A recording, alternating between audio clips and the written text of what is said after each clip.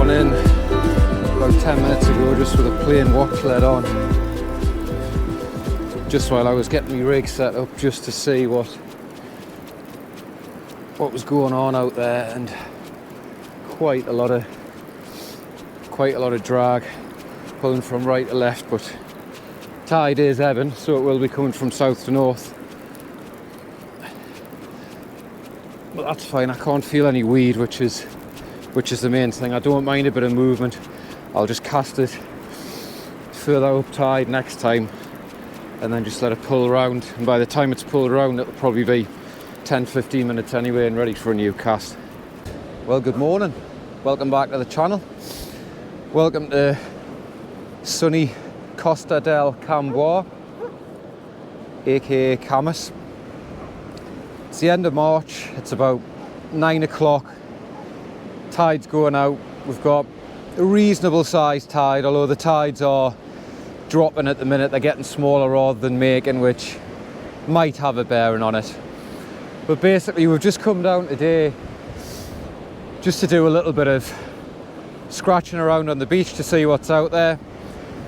We've had 3 pretty unproductive sessions down on the Holden Ness coast, 2 of which were the Euros. We got a few fish, but we didn't make the leaderboard. It was hard going. The 3rd day was a nicer day weather-wise, but it was terrible. But anyway, we're on home soil.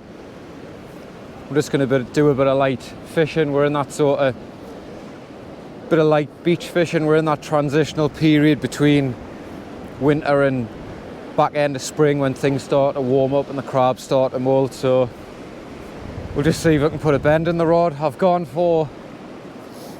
I'm going old school today. I'm using my trusty 11-foot Coniflex Flatty Fanatic. It must be, God, easily 20-25 years old now. I don't care to remember these days, to be honest. And I've got me good old faithful Abu Green Magalite 6,500. That's loaded with 14 pound Sakuma, and it's tied to a tapered shock leader that goes from about 18 to 60 pound. And the reason I'm using mono is because the sea today is a little bit bigger than what I thought it was going to be. The wind already in the space of half an hour has gone from being southerly to westerly, southwesterly, and it is due to swing west, so I'm hoping it just knocks it off a little bit, because when I first got down here it was a bit too big. But I'm using mono, so I'll have plenty of stretch. It'll help us hold bottom. I'm using watch leads as well, which I think are great, and if there is too much pull, I've got a couple of 3 and 4 ounce grippers as well, which will do what I need to do. I'm not fishing any great distance, but we'll give it 2 hours down, 2 hours up, just see if we can pull something out. It's just a standard 2 up flapper, 2 hooks above the lead, 1 rag on the bottom on a pennel, strip of mackerel on the top, and I've just got small 1/0 fine wire hooks on there, crimp and bead arrangement, 40 pound snoods, amnesia, 60 pound rig body, and I've got a 4 ounce watch lead. Let's go and give it a shot, see what's out there. Right, as I mentioned before, I did cast this in about 10 minutes ago and it pulled round to the left, so I found myself quite a nice hole here.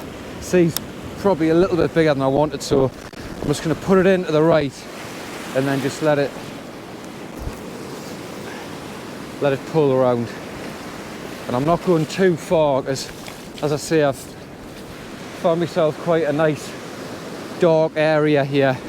Got the mouth of the Wansbeck about, I don't know, 30-40 yards to my left, and there's a big hole in here, so I'm just hoping that any fish that are hanging around might just come into this hole before joining the main channel and then going further out. So that's the plan. Let's give it a crack. Right, this has probably been in about 20-25 now, so I'll check the bait, see what's going on. Sadly, there's no Gary today because he's put his back out, which is a shame, because we haven't been fishing together since the Euros about, I don't know when that was, 3 weeks ago or something. So we're looking forward to a session, but just one of those things, unfortunately. Right, well, absolutely zero has had a go at that, but I'm going to lash a bit more mackerel on, put a fresh worm on, see if we can pull something out. One tip as well, when you're beach fishing, popular beaches like this, if you're messing around in your box, I always put my rod up, my sinker, unless it's absolutely blowing the gale of course, put my rod and sinker out the way, and it just means any inquisitive dogs can't jump up, grab your bait, pull your rod over, and you're in all sorts of trouble. Check out these bad boys from AD Tackle, Old's End. Cheers Andy. Look at those, like snakes. Fantastic. I'm going to pull that in half. Might even get 3 baits out of that actually. You never know, there might be a bass out there. Personally, I never feel confident that there's bass out there this time of year. The water's still very cold, but you never know. Right, this hole in front of us is flattened right off. So I think what I'm going to do, I'm going to have one. Yeah, you can see the sandbar on the right hand side there. I might just have one cast into here, just towards the mouth of the river, just in case there's anything lingering around, because you just never know. I think what I will do as well, my plan of attack here is going to be probably just follow this gully down as it empties, and then just put myself right on the corner where the beach meets the mouth, and just see if I can get away with casting up the channel. We have had quite a lot of rain over the past week, so there will be a lot of fresh coming out, and to be honest, I think I can even see the different change in coloration.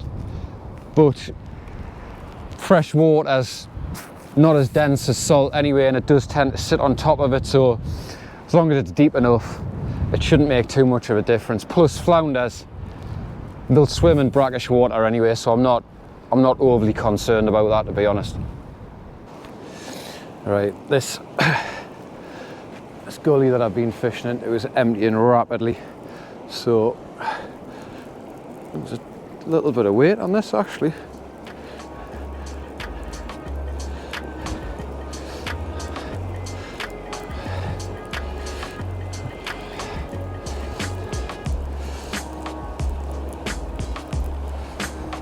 Yes, we have got a nice plump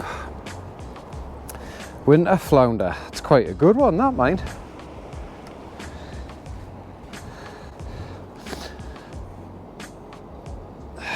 He's taking that ragworm bait. That's a belting flounder. That's one of the better ones I've had in quite a while, that. Nice fish. Very thin though at this time of year, quite spent. If that was in the summer, he'd be a lot thicker, but happy with that. Yeah. All right, see if we can get him unhooked, get him back. I'm going to get that measured actually. That is gone. Oh, come here. That is just under 37 centimetres, so that's not a bad flounder at all, that. Happy with that. Let's get him back.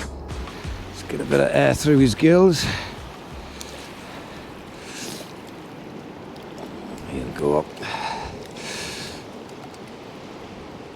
There you are, fella, and he's away. Very torn here because that sandbar that was creating this darker hole is totally exposed now, so there's a big part of us that wants to just walk straight over and cast beyond the waves, but there's also a part of us that wants to just have one cast into this tide and kind of surf area. I can't make my mind up because I'm going to have limited time on there. That's why I'm sort of half tempted to go over. In fact, I know what I'm going to do. I'm going to cast out into there, and then I'm going to move my gear over, so after this cast I'll already be on the sandbar and I can just let enough line out. That's the plan, that's what I'm going to do.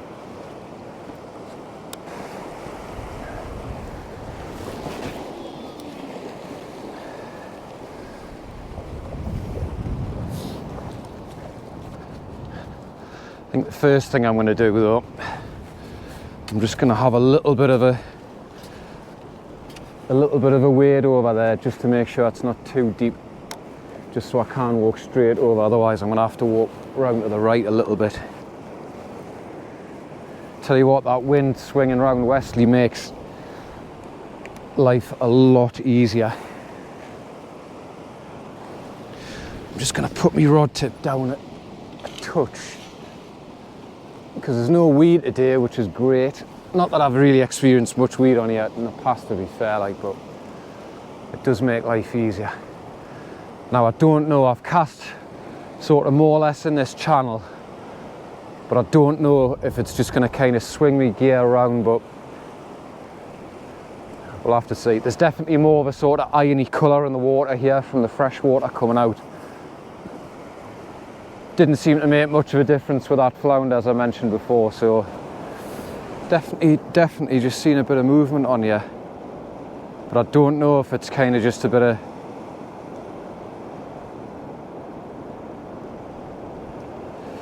of the tide bouncing the sink around, but it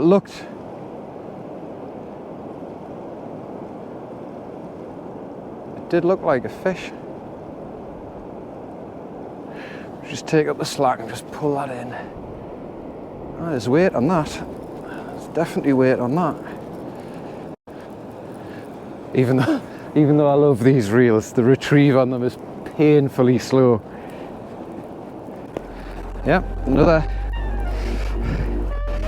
nice big fat flounder.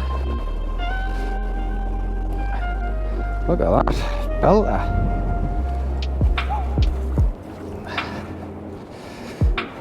Another nice big fat flounder there. It might even be bigger than the first one, that. Fantastic. Try and get him in that sun a little bit. Brilliant, that, eh? Get him unhooked, get him measured, see where he goes. He's definitely bigger than the first one. Pleased with that. On the ragworm again. He's taking both those hooks, so much rounder fish, that one. He's almost gone a bit double-sided as well, but we'll try and get him unhooked, get him back. Right, let's see what he's gone. That last one was about 37. Yep, he's gone the same again. He's actually just with his mouth open, 38. Cracking fish. Right, let's get this little fella back.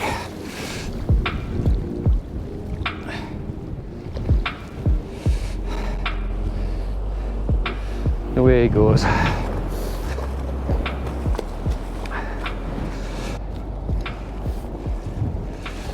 Right,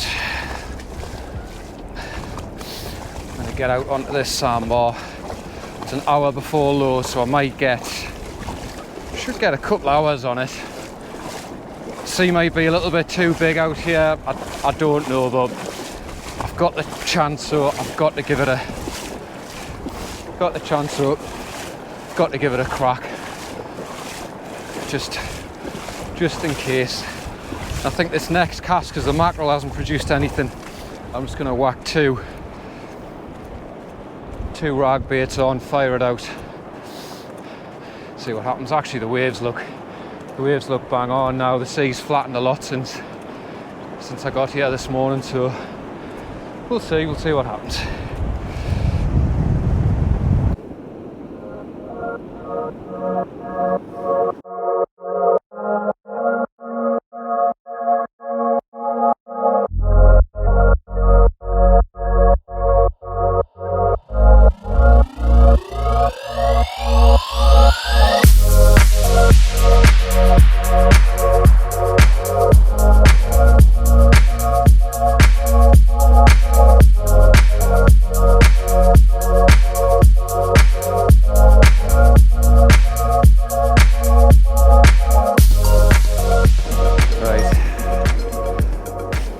going to go all rag, but I'm still going to persevere with a bit of mackerel. If I don't get anything on it this cast, then I will put some rag on. Sea's flattened, although the wind is starting to come from the right a little bit again, so I just need to be a bit careful. There shouldn't be too much pull now because tide's kind of almost dropping off. I'll definitely be able to get in behind these breakers. Yeah, perfect.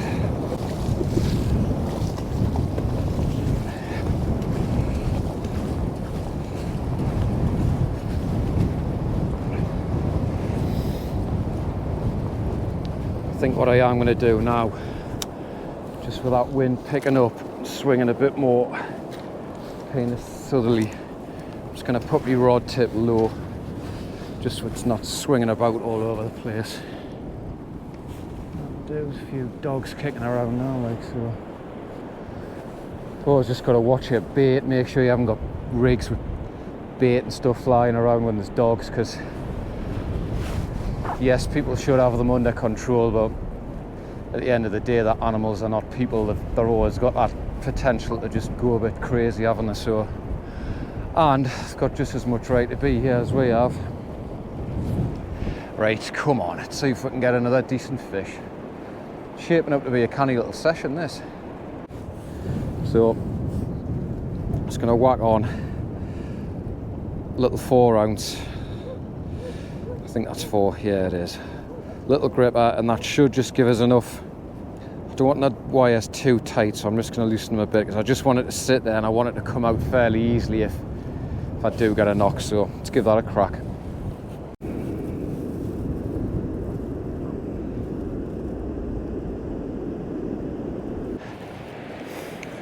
Right, this one's been in about 20 minutes or so. There's not, the sea's flattened a lot, but there's still a lot of pull out there, even with that sinker on. It has just about held, but my rod's had to really bend into it to stay in position. It always get, especially with a light rod like this, it takes a little bit more of a pull to get those breakers out. There's a bit of weight on this, but it always kind of feels that way when you're dragging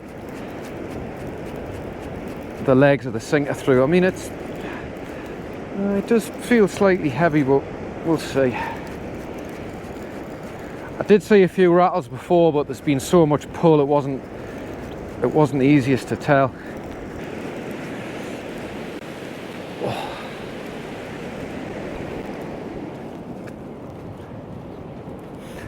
Yeah, another flounder, a lot smaller, this one. He's a lively little fella, and he's absolutely gobbed those 2 hooks there, that ragworm.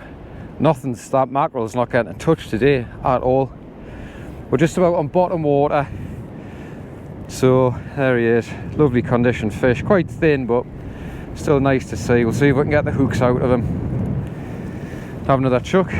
Sinker did the trick though, little gripper, just needed it for that extra bit of grip. Right, let's get this little fella back. Ooh, he's lively. Away he goes. And another nice big bit of rag on. I'm just using size very, very fine wire, size 1/0 mustards.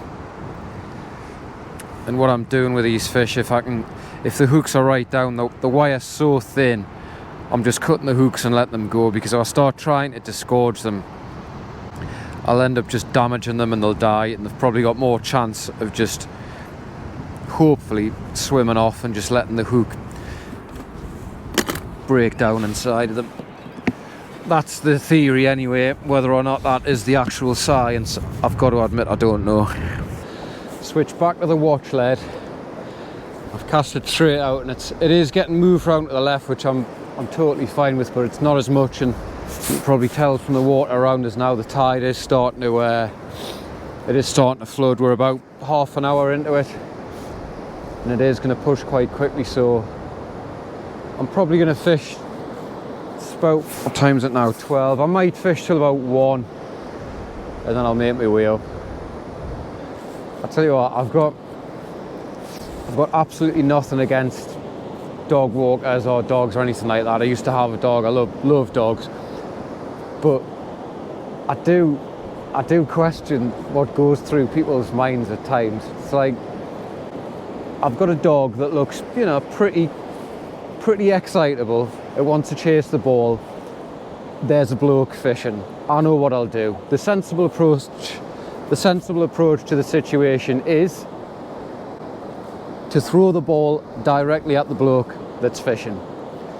So the mental dog obviously gets wind of the smell of bait, forgets about the ball, and just wants to know what's in the box. It's like, I just question what goes through people's minds at times. I really do.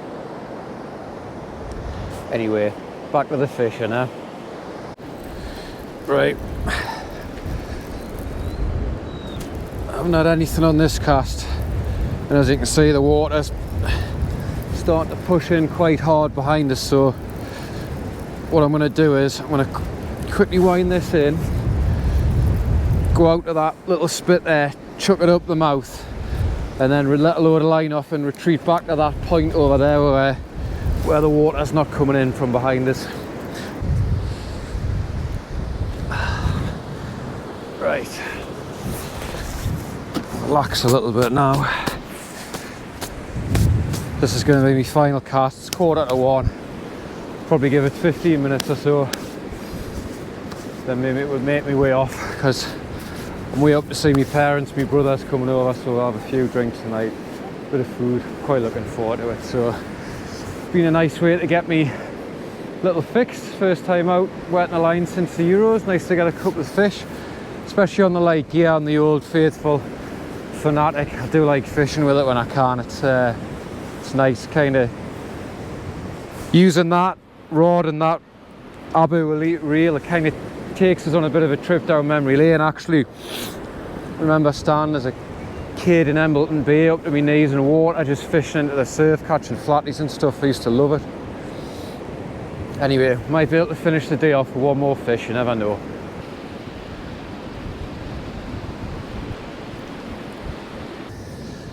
Right, well, nothing on that final cast. Short and sweet session, just needed to get out and get me fix. It had been a couple of weeks since I've been out, so shame Gary couldn't be here, but these things happen. I really enjoyed just coming out, fishing light on the beach. A couple of nice flounders, another small one just to top it off. Tide's pushing in hard now. It's Easter weekend. I'm gonna get up, see my family, have a few drinks, enjoy the rest of the weekend. So hope whatever you've got planned, and whatever you're up to, you enjoy, and hopefully this sun continues to shine, because it's been a pretty dire week otherwise. But anyway, as always, thanks for watching. Tight lines, keep fishing. We'll see you soon.